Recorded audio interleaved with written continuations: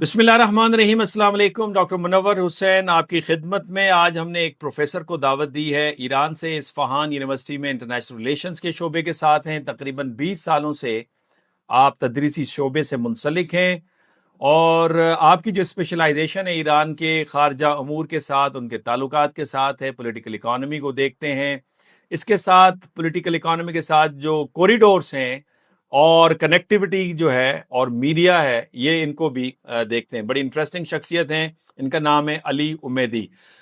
तो इनको हम सुनते हैं कि ईरान के फॉरेन रिलेशंस क्या हैं, अमेरिका के साथ, चाइना के साथ, रशिया के साथ, यूरोप के साथ और फिर अरब वर्ल्ड और पाकिस्तान के साथ, और सारी सूरत हाल को वो किस तरह समझते हैं। और आने वाले दिनों में ईरान की जो खारजा पॉलिसी है उसमें एक तो एलिमेंट ऑफ कंटिन्यूटी और चेंज क्या है, और साथ में मुस्तकबिल करीब के अंदर उनके ताल्लुकात गल्फ के अंदर वो किस तरह से देखते हैं।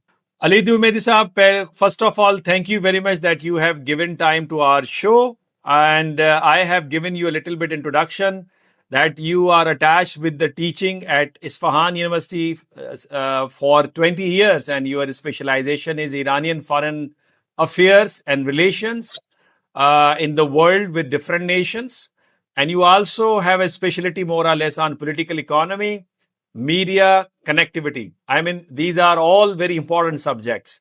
So thank you very much for your time. And my first question is, how will you define Iranian's foreign relations? Is it continuity, or is it there is a change as far as its relations with the major powers and concern, especially after Revolution 1979? Okay, thank you for having me. There is a paradigm change after the revolution 1979. Before the revolution, Iran belonged to the Western bloc and followed the U.S. policy in the Persian Gulf and the region. Actually, it was a proxy state for the U.S. in this region. It was one of the motive for the revolution, one of the motive revolution. Iranian elites could not tolerate that a great nation, a great country, to be puppet of the U.S. in the region. So one of the big demand in the mid of revolution, it was independence, freedom, and Islamic Republic. So it is the pillars of Islamic Republic after the revolution. And independence is one of the main pillar of the revolution. So after the revolution, Iranian foreign policy paradigm was neither east nor west. So Iran followed an independent policy. If we talk in terms of discourse analysis, there was a covering discourse after the revolution, but there is the strategy is the same, but the tactic may be different in different administration after the revolution. After the revolution, there was a war between Iran and Iraq. It was imposed war that Saddam regime imposed against the new revolution. At that time, the foreign policy required special policy. After the war, there was reconstruction policy that was led by ex-president Mr. Rafsanjani. And after Mr. Rafsanjani, Khatami came to power and followed a moderate foreign policy. And after Mr. Khatami, Mr. Ahmadinejad returned back to default, factory default. And it was followed a more radical foreign policy. And after Mr. Ahmadinejad, we saw that Mr. Rouhani came to power, and his policy and agenda was diplomacy and resolving the problem with the West. Its culmination was Iran nuclear deal in 2015 in Obama administration. Hmm. So, you know, there is some changes, but the paradigm is the same. We are not seeing a fundamental change in Iranian foreign policy. And independence is at the core of Iranian foreign policy. Iran don't want to be a puppet for foreign countries, foreign powers. At the same time, Iran is pragmatic that interdependence is the facet of current world economy and world politics. But Iran differentiate between interdependence and independence in taking foreign policy. So, in answer to your question, yes, there is some different tactics, changing in tactics, but the main issue is this: Iran is has been going to follow an independent foreign policy. So, Professor, you have given a wonderful explanation. You explained there is a continuity as far as little bit there is a change because tactics are different, but paradigm is the same. I mean, excellent explanation. My second question is that how do you see Iranian relations with China and Russia? Because your answer more or less covered your relations with United States of America. But what about Iranian relations with China and Russia? It has a strategic nature or it is also based on transactionalism? Okay, inside Iranian society, there are different perspectives on foreign policy. Some perspective have interest to have very close relation with the West. Some people have a strong interest to Islamic world, Muslim world, and some have a strong interest to the East, Russia or China. There are a kind of pluralism inside Iranian society. So we see that different presidents try to make, a bridge between these perspectives. Actually, the Iranian elites, Iranian administration want to have close relation with all the countries, not specific countries.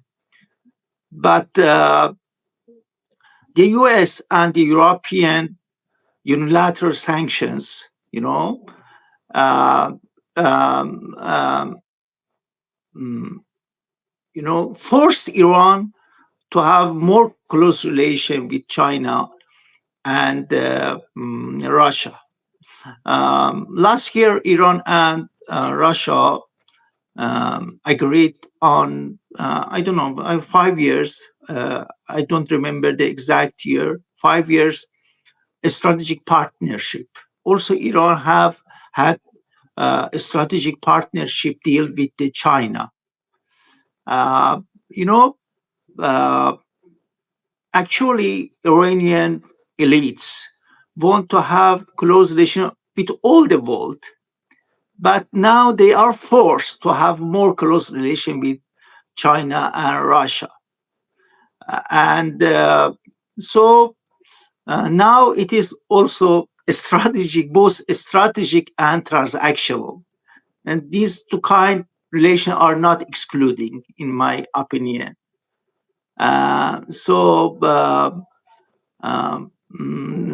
Actually, they are aligned, Russia, China, Iran, and BRICS countries. And so all of these countries opposed to U.S. unilateralism in the world, U.S. bullying in the world, U.S. ignoring of international law and international organizations. and US bullying and unilateralism in the Middle East, and blindly supporting Israel atrocity against Muslims in Palestine, Lebanon, and etc. So, this kind of unilateralism aligned this country, Iran, China, Russia, and other BRICS countries. But inside Iranian society, there are different perspectives. Some people like to have close relation with the West. Some people like to have close relation with the Muslim world. Some with the Eastern countries, East, I mean the Russia, also Russia and China. But in the reality, we are forced to have very close relation with China and Russia. Professor, would you like to explain these two very important concepts that you mentioned in your answer, that Iran is pursuing a policy of independence plus interdependence? These both trends are going hand in hand. So, will you little bit explain then how Iranian policy is an independent policy and how it is depending on this interdependence as far as Iranian economic prosperity is concerned? Okay, actually, Iran, differentiate between politics and economics. Interdependence means in economic area, but in political area, Iran like to have more independent policy. So for this reason, for example, economic require a special policy. So Iran have to accept them. But as I said already, one of the main pillar of Iranian revolution was independence in taking foreign policy. So I differentiate between politics and economic. In economic area, Iran accept as a reality that interdependence is a factual facet of the current world. But in politics, yes, independence policy. Professor, excellent, really, in a very simple manner. You have explained very well. My next question is how you will define the nature of Iranian relations with the Arab world, especially Saudi Arab, UAE, Qatar, Bahrain, Oman. These are your neighbor countries, and neighbors cannot be changed. Okay, in Iranian constitution after the revolution, one of the priority of foreign policy was good relation with neighbors, especially Muslim neighbors. So after the political fluctuation after the revolution, Iran followed, especially during since presidency of Mr. Rafsanjani, Iran followed a détente policy in relation with the Arab countries. Iran liked to have a normal relation with Arab countries. But some Arab countries, not all Arab countries, because of very special relation with the US and a hindrance of US in their foreign policy, they don't welcome very cordial and good relation with Iran. You mentioned the UAE. UAE is one of Iranian big trade partner. Many commodities come to UAE and come to after UAE come to Iran. One of big trade partners of Iran. There are four big trade partners. First, China. Second, Iraq. Third, UAE. For Turkey. And also by mediation of China, Iran and Saudi Arabia try to make détente in their bilateral relation. I mean that Iran want good relation with this country, but the U.S. interference in this mutual relation worsen mutual relation between Iran and Arab countries. So we have no problem with UAE, Saudi Arabia, and other countries. We have very cordial relation with Oman, with Qatar, But US, for its strategic interest, having military bases in these countries. In the recent war between Iran and US, Arab countries had no independent rule. They could not hinder US attacks from their territory against Iran. They had no resolve, no free willing to stop US attack from their territory against Iran. So I mean that there is not major problem in their mutual relation. Maybe some misunderstanding, but there is not major and strategic problem between Arab countries and Iran. Professor, one of the critique on Iranian foreign policy, especially in the context of US-Israel illegal aggression against Iran, is that since talks are going on between the two nations, especially US and Iran, and Pakistan is playing a role of mediation, critique is that Palestinian issue has been disappeared. I mean, Iran consistently supported Palestinian issue, but there is no name of Palestine in these talks. So, is Palestine relevant still in today's Iranian politics while having negotiation with the United States? Yes, in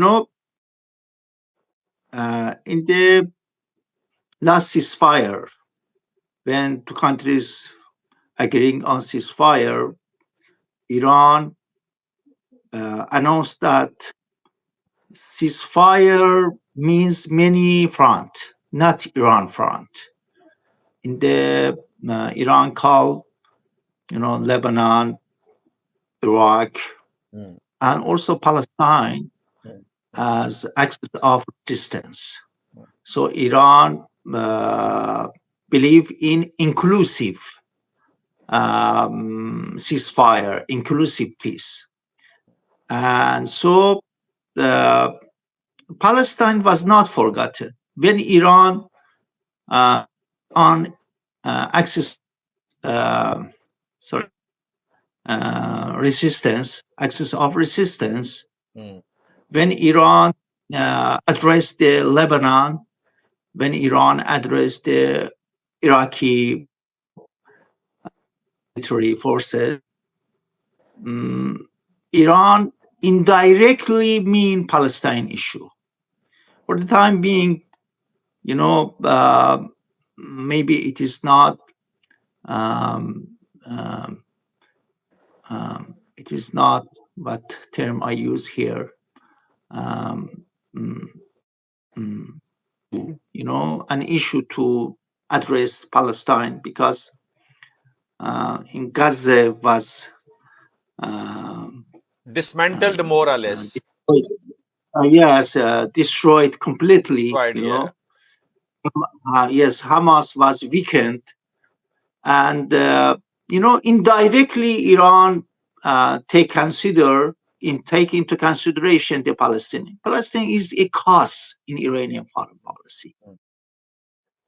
As long as Iranian Islamic Republic is in power, Palestine is a cause. Iran, maybe follow step by step foreign policy or step by step détente with the US. But in my opinion, Iran never forget Palestinian cause. So for the time being, maybe it is not necessary to address, to bolden the Palestinian issue. But in the long term, Iran never forget the Palestinian cause. Professor, Iranian Because, policy. Hmm. Please. sorry, Munawar, yeah, there are a theory in foreign policy. It is called constructivism. In constructivism, foreign policy follow the kind of the way of definition of identity that the elite rules in a country. One of the ingredients of Iranian ruling elites are opposition to Israel and supporting Palestinian cause. So there should be a transformation in Iranian domestic foreign policy, that Palestinian cause to be sidelined. For the time being, there is no such a transformation and change. You're right.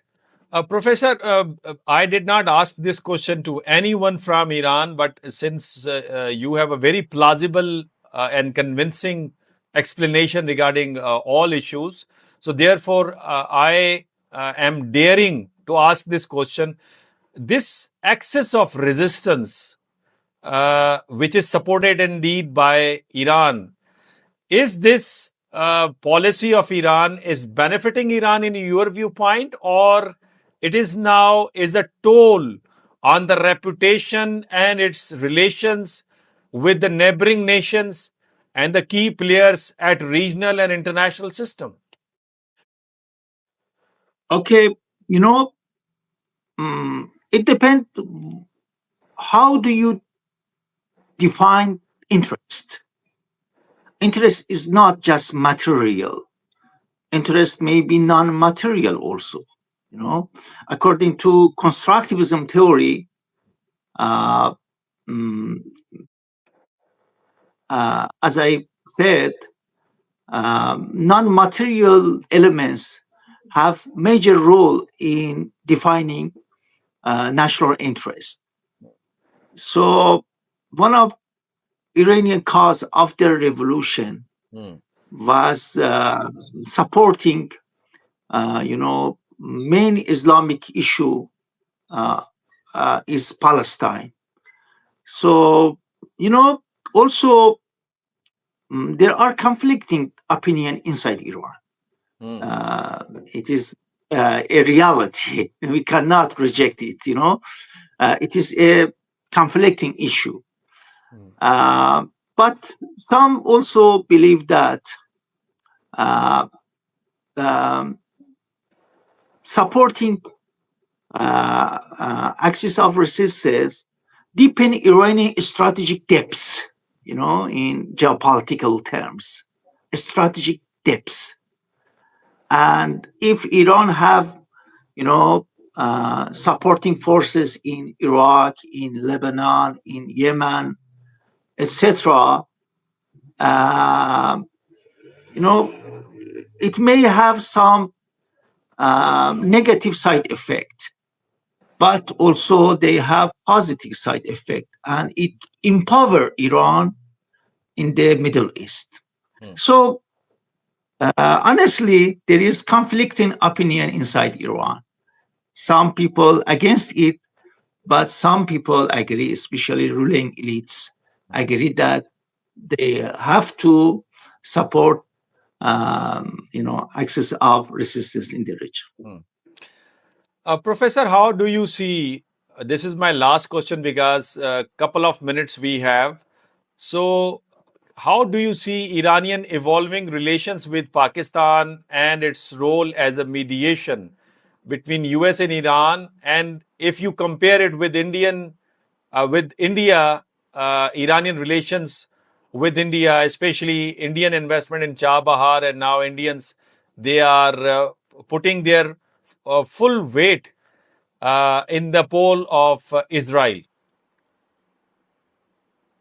Okay, you know, Iran tried to have uh, cordial relation both with Pakistan and India. India is big country, big economy, and always there are some problem between two country. You mentioned Chabahar port. Uh, Iranian believe that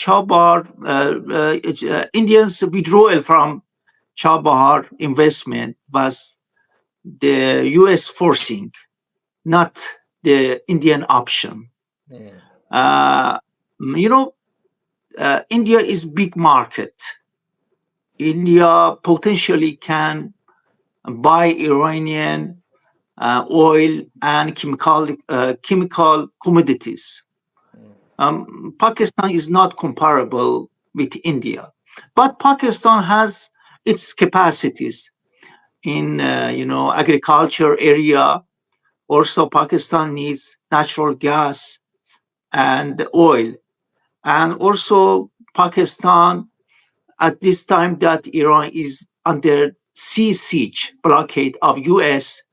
Pakistan can be a help for Iran to import its necessary items. But uh, generally, Iran believe that um, Pakistan have more inclination to Saudi Arabia and the U.S. Especially Pakistan had not a strong willing to finalize peace pipeline, natural peace pipeline between Iran and Pakistan.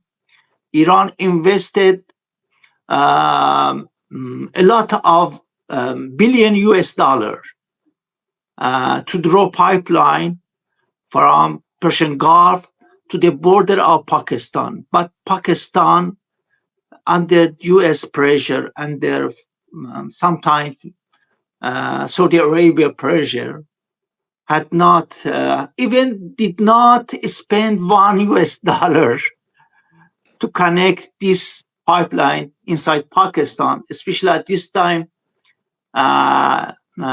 It dearly needs to natural gas and etc. So we have both some problem with both countries, Pakistan and India, and Iran pursue to have good relation with both countries. Professor, we will have to have another session because we are living in a polarized world where I see three poles. One is leading by America, India, Israel, Afghanistan, UAE, Bahrain. They are the declared partner of that pole. Another pole is Chinese-led pole, North Korea, Russia, Iran, they are the declared partners. And the third pole, which is in a formative phase, but more or less it is now, it has emerged, that is a European pole under the leadership of France, when French President Macron said that they are going to have a third path, neither they are joining China nor America. And when the Canadian Prime Minister Mark Carney said that they are ending integrated defense system with the United States of America, and so there are a number of voices from the Europe. So Europe has differences over different policy issues with the United States of America. So in that case, India is a declared partner of Israel and US. And will India be beneficial for Iran, for Saudi Arabia, for Pakistan? And I would also ask you in the next session that since Pakistan's cordial relations with Saudi Arabia and United States of America has made Pakistan able to have a mediation between Iran and Saudi Arabia, because this process of rapprochement initiated by Pakistan and ended and concluded in China in Beijing, and now Pakistan is again mediating between US and Iran and trying to dissuade United States of America not to follow the will and wish of Israel in the case of Iran, because it is damaging for the whole region and Pakistan as well. But I will ask this question in the next session because we have a short of time. Thank you very much for your time, Professor. And it is really appreciated, very logical, plausible explanation that you have given. and hopefully our viewers will be benefited from this discussion. Thank you. It was my pleasure, Munawar. Thank you very much for having me.